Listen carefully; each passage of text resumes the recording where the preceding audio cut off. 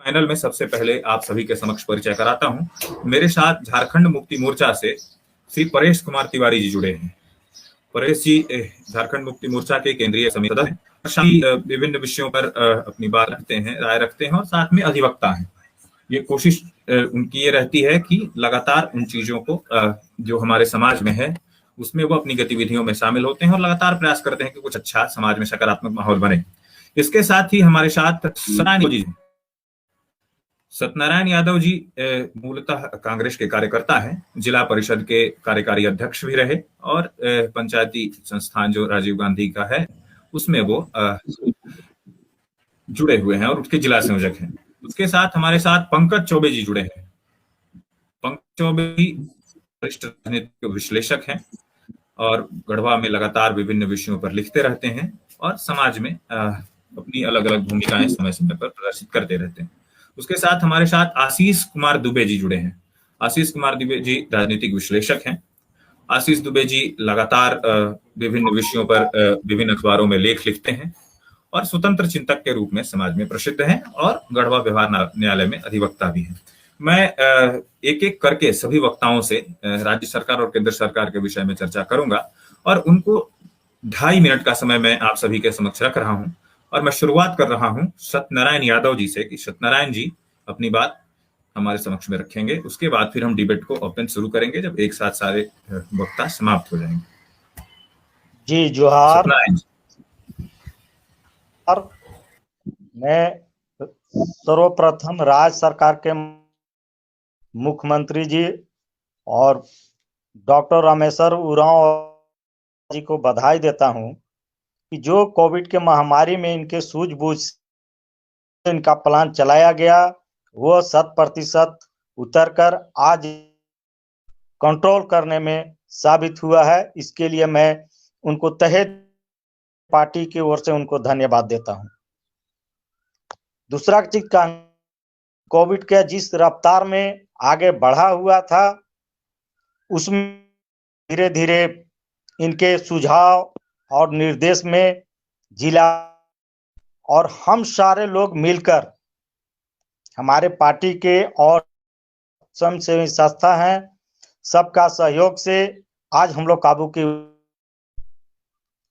थोड़ा कुछ कमी रह गया है ग्रामीण क्षेत्र में ग्रामीण क्षेत्र में भी अब हम लोग कदम बढ़ा चुके हैं। शहर में कुछ शांति हो चला है, ग्रामीण क्षेत्र में थोड़ा कठिनाई आ रही है कि वहां पर लोग जो है कि पालन है वो पालन नहीं हो पा रहा है, जिसके हम लोग घूमकर प्रयास कर रहे हैं कि उनको समझा बुझाकर कोविड का गाइडलाइन के पालन सैनिटाइजर का प्रयोग कराएं जिससे वहां पर भी शांति का माहौल।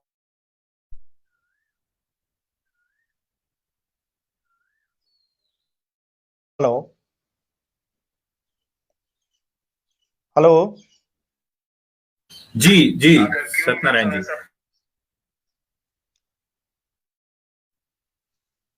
उसमें अभी हम लोग बहुत आगे,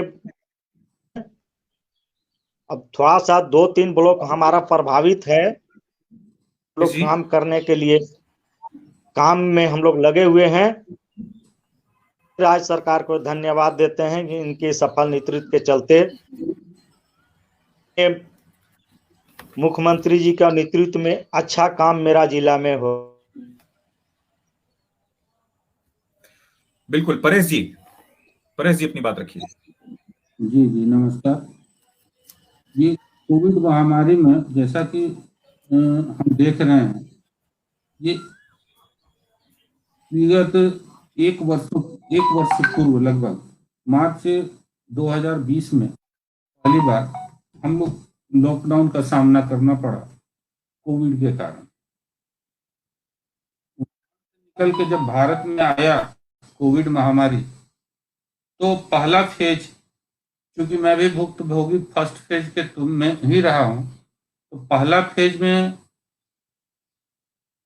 कंप्लीट लॉकडाउन केंद्र सरकार के द्वारा किया गया और उसका परिणाम भी उसके अच्छे मिले। और ये अच्छा परिणाम मिलना, ऐसा प्रतीत होने लगा कि विश्व में कोविड महामारी से सबसे बढ़िया तरीका से अगर कोई लड़ा तो वो भारत है। ऐसा केंद्र सरकार के मंत्रियों, हमारे पीएम साहब और स्वास्थ्य मंत्री और केंद्रीय मंत्री और तथा उनके उस रूलिंग पार्टी के नेताओं को ऐसा प्रतीत होने लगा। हालांकि हम देखते हैं भारत में धीरे धीरे कोविड की दर कम होने लगी और एक समय ऐसा आया कि फरवरी 2021 में पूरे भारतवर्ष में 11,000 कोविड केस रह गए थे। ये 11,000 कोविड केस रहना केंद्र सरकार ने स्वयं इससे अपना पीठ स्वयं थपथपाते हुए हमारे स्वास्थ्य मंत्री, जो केंद्रीय स्वास्थ्य मंत्री हैं डॉक्टर हर्षवर्धन, उन्होंने मार्च में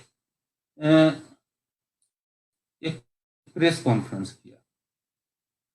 मार्च में उन्होंने प्रेस कॉन्फ्रेंस किया और उन्होंने बताया कि केंद्र सरकार कोविड महामारी को रोकथाम करने में, कोविड महामारी के पूर्णतः सफल हो गई।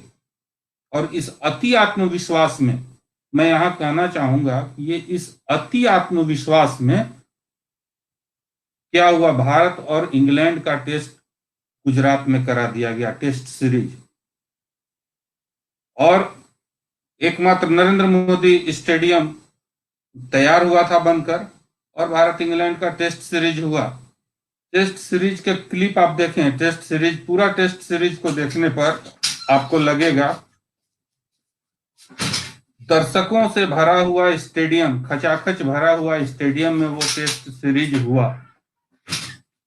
और किसी दर्शक को कोविड गाइडलाइन का पालन किसी दर्शक ने नहीं किया, न सोशल डिस्टेंसिंग, न मास्क का उपयोग, और कोरोना वहां से बढ़ना शुरू हुआ।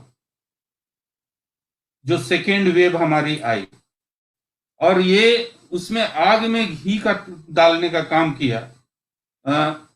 मार्च में 4 राज्यों के चुनाव, जिसमें 18.5 करोड़ वोटरों ने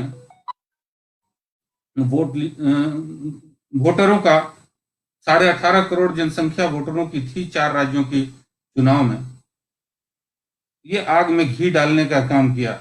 और कुछ छोड़िए, बंगाल में इतने अधिक फेज में चुनाव हुए, इतनी बड़ी बड़ी रैलियां हुई कि भारत में दूसरा वेव एक महामारी नहीं, एक प्रलयंकारी के रूप में विनाश का वेव लेके आया। कोविड का दूसरा वेव, जो कि म्यूटेटेड वर्जन था कोविड का, और इससे कंप्लीट फेलियर। और इसमें एक और चीज मैं बोलना चाहूंगा कि वैक्सीनेशन का काम शुरू हुआ। हम वैज्ञानिकों को सैल्यूट करते हैं, भारत के वैज्ञानिकों को। उन्होंने बहुत जल्दी और एक प्रभावशाली वैक्सीन का निर्माण किया। लेकिन हमारी केंद्र सरकार आत्मविश्वास से इतनी लवरेज थी कि वैक्सीन को 135 करोड़ जनता नहीं दिखाई दी। केंद्र सरकार को देश की 135 करोड़ जनता की सुरक्षा को ध्यान मद्देनजर, सुरक्षा की चिंता बिना किए अन्य देशों में,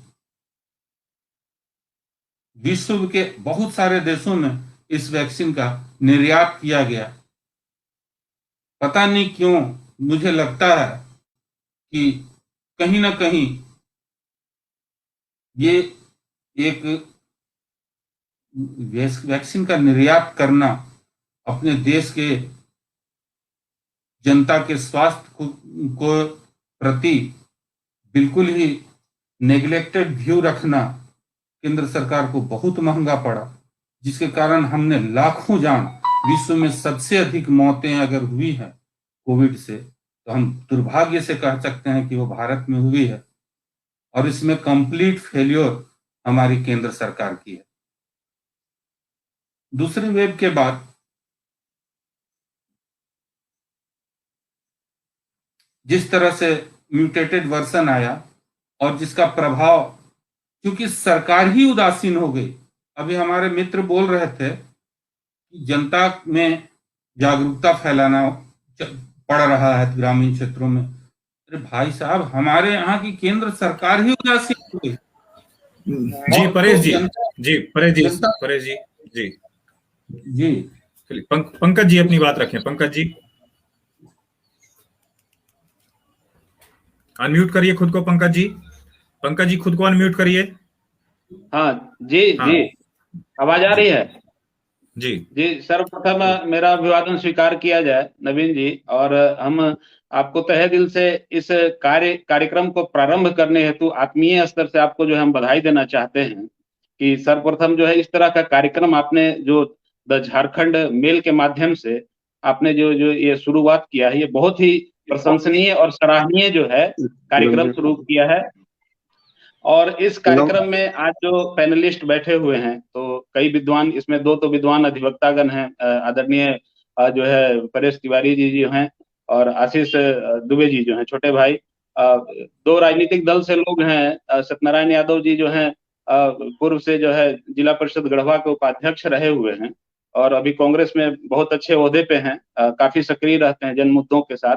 और चंदन कुमार जायसवाल जी हैं, दो लोग जो हैं सांसद प्रतिनिधि हैं वो अभी गढ़वा में। तो इतने अच्छे लोगों के साथ मुझ जैसे एक सामान्य आदमी को आपने मौका दिया बोलने के लिए, इसके लिए मैं आपका तहे दिल से जो है शुक्रगुजार हूं, धन्यवाद आपको देता हूं कि विद्वानों के साथ बैठने का कम से कम मुझे मौका दिया गया। और इस आज का जो आपने विषय रखा है, बहुत ही आज के मतलब करंट अफेयर्स में देखा जाए तो बहुत ही महत्वपूर्ण विषय आपका है ये। अभी पूरी तरह से पूरे विश्व में जो पैंडेमिक चल रही है ये कोविड-19 का, तो इस विषय पे परिचर्चा कराना एक तरह से हम लोग अगर कहा जाए नवीन जी, तो आप एक तरह से ये जागरूकता ही फैलाने का काम कर रहे हैं जनता जनार्दन के बीच में, जिससे लोगों को लाभ मिल सके। क्योंकि अभी भी ग्रामीण स्तर पे लोग इस बीमारी के प्रति बहुत भी लापरवाह हैं और सिर्फ सरकार पे ही अगर हम दोषारोपण करें तो ये उचित बात नहीं है मेरे हिसाब से। अगर हम समालोचना करें तो माना जा सकता है कि सरकार के स्तर से चूक हुई है, केंद्र और राज्य सरकारों ने अच्छे ढंग से अगर इसको टैकल किया होता तो अभी आप उदाहरण देख पाएंगे, ये बीमारी जो है चाइना से शुरू हुई, लेकिन चाइना ने खुद को कंट्रोल कर लिया और वहां पे बहुत कम ही कैजुअलिटी हुई। अभी अगर विश्व स्तर का हम मानक देखें तो विश्व में जो है अमेरिका और ब्राजील के बाद हम तीसरे नंबर पे, तो ये अपने आप में दुखद पहलू है। अगर ठीक है हमारी जनसंख्या ज्यादा है, लेकिन अगर हम जनसंख्या का मानक लेते हैं तो चाइना भी हमसे ज्यादा जनसंख्या वाला देश रहा है, लेकिन उसने खुद इस महामारी पे कंट्रोल कर लिया है। और सिर्फ और इस महामारी को कंट्रोल करने के लिए मुझे लगता है कि जागरूकता और जो सेकेंडरी अगर पैमाना लिया जाए तो मेडिकल फैसिलिटी है, तो सबसे महत्वपूर्ण है अब कि इस पे जो है जागरूकता फैलाया जाए। और अभी अन्य लोग रखेंगे बात को, तो हम लोग तो समालोचना करेंगे, विशेष अपना पक्ष रखेंगे पार्टी के लोग जो हैं जुड़े हुए हैं। सत्यनारायण यादव जी हैं, चंदन जायसवाल जी छोटे भाई जी हैं जो सांसद प्रतिनिधि के रूप में काफी अच्छा कार्य कर रहे हैं गढ़वा में, मैं इनको व्यक्तिगत तौर से देख रहा हूँ। तो बाकी के लिए आप जो है आगे कार्यक्रम बढ़ाया जाए, रखेंगे हम लोग उसकी बात को। जी चंदन जी को आमंत्रित कर रहा हूँ, चंदन जी अपनी बात रखेंगे। मैं सबसे पहले तो क्षमा प्रार्थी हूँ कि इतना विलंब से जुड़ने पाया, नेटवर्क की असुविधा के कारण मैं लेट से जुड़ा, इसके लिए मैं क्षमा प्रार्थी हूँ फिर से एक बार। जैसा कि हम सभी जानते हैं कि इस महामारी के दौर में देश किस प्रकार से लड़ रहा है, और देश लड़ रहा है और धीरे धीरे कोरोना को हरा भी रहा है। आपस में लोगों की एकजुटता, सरकार, राज्य सरकार हो या केंद्र सरकार हो, दोनों सरकार की सहभागिता होती है, जिससे हम इस महामारी से लड़ सकते हैं, इसको हरा सकते हैं। महामारी के जाने के बाद फिर से बेरोजगारी, लोगों का लॉकडाउन के चलते व्यवसाय ठप पड़ा है, ये सभी बहुत बड़ी समस्या है। इसमें हम सबों को मिलजुल के काम करना होगा। तभी देश फिर से आगे बढ़ सकता है। और आज ये बहुत बड़ी हम सबों को एक यहाँ आपने जोड़ने का काम किया, इसके लिए मैं नवीन जी का आभारी हूँ। और बहुत सारे विषयों पर अभी बातचीत भी होगी और एक दूसरे को हम लोग समझेंगे भी कहाँ कमी रह गई है और क्या होना चाहिए था, जिससे समाज और ज्यादा मजबूत हो, लोगों से लड़ने की शक्ति मिले, शहर से लेके गांव तक कोरोना का पूरी तरीका से नाश हो। यही हम सबों की कामना है।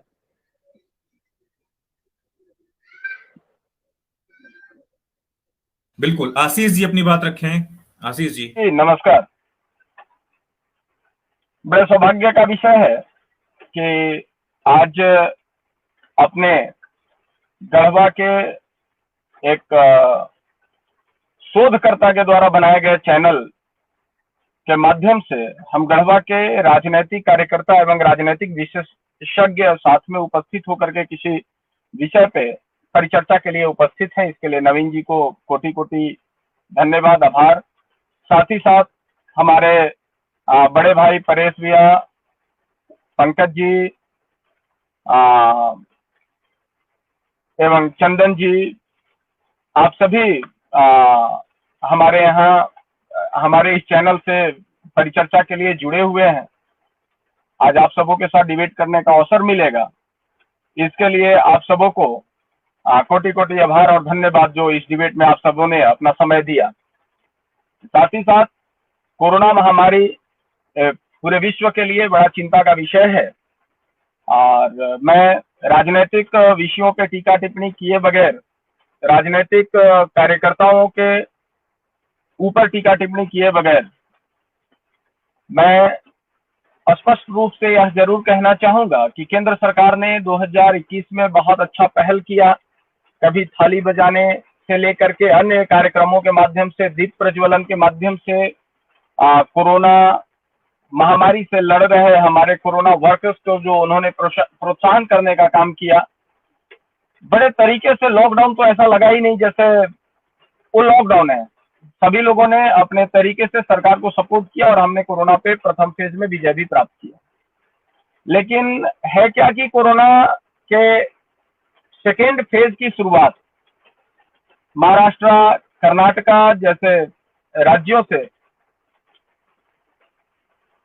प्रारंभ हुआ और पूरे भारत में दोबारा सेकेंड फेज एक चेन जुड़ता चला गया, जो अभी तक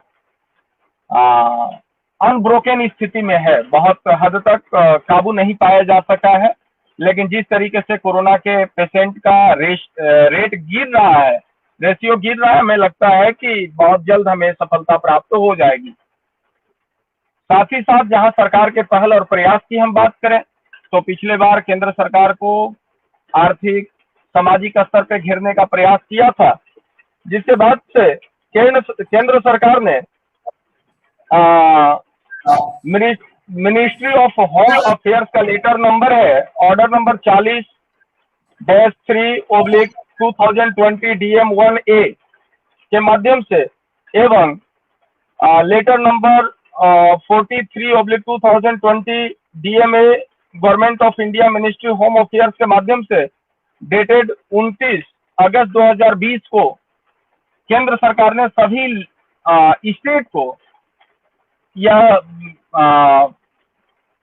निर्देशित करने का प्रयास किया कि सभी स्टेट अगर कहीं भी किसी भी क्षेत्र में अगर एक भी कोरोना पेशेंट मिला तो उसको at a time containment zone घोषित करके उस कोरोना स्प्रेडिंग को हम रोकने का प्रयास करेंगे। ये पहला निर्देश था। दूसरा, अगर उसकी पैमाना बढ़ा तो ऐसी स्थिति में राज्य सरकार केंद्र सरकार से सलाह करके पूर्ण रूप से लॉकडाउन अपने स्टेट में लागू करेंगे। जैसा कि हमने झारखंड राज्य में भी देखा कि लॉकडाउन कंटेनमेंट जोन बनाने का जो केंद्र सरकार का निर्देश था उसका सही तरीके से अनुपालन नहीं किया गया और लोग खुल करके बिना मास्क के बाजार में घूमते रहे एवं अन्य चीजों में पब्लिक अफेयर्स में रहे, सारे पब्लिक एक साथ जुड़े रहे और कंटेनमेंट जोन के से संबंधी जो गाइडलाइन था उसको सरकार के द्वारा भी अनदेखी किया गया और आत्म सुरक्षा के निमित्त जो हमारे भारत के नागरिक का जो पहल होना चाहिए था उसके प्रति भी हमारा जनमानस सक्रिय नहीं रहा और अपने आत्म सुरक्षा के निमित्त पहल और प्रयास नहीं किया। ये हमारा दुर्भाग्य है। जहां तक बात रही, जैसा परेश भैया ने हमको बताया, हम सबों को बताने का प्रयास किया कि गुजरात में मोदी स्टेडियम में काफी भीड़ हुआ, कोरोना स्प्रेडिंग वहां से हुआ। ये तथ्यात्मक पहलू नहीं है। हम राजनीतिक आक्षेप नहीं कर रहे हैं सरकार के पहल पर, हम सराहनीय है, मैं उसको मानने को तैयार हूं, परंतु वहां से कोरोना स्प्रेडिंग हुआ ऐसे कोई आंकड़े नहीं देखने को मिले। कोरोना स्प्रेडिंग केरला, मुंबई, खासकर महाराष्ट्र से बड़े तेजी से स्प्रेडिंग हुआ। और चूंकि मुंबई जो है सो कि बिजनेस का हमारा भारत का एक महानगर है जहाँ से स्टेट कनेक्टेड है। जी, अपनी बात समाप्त करिए। जी, धन्यवाद।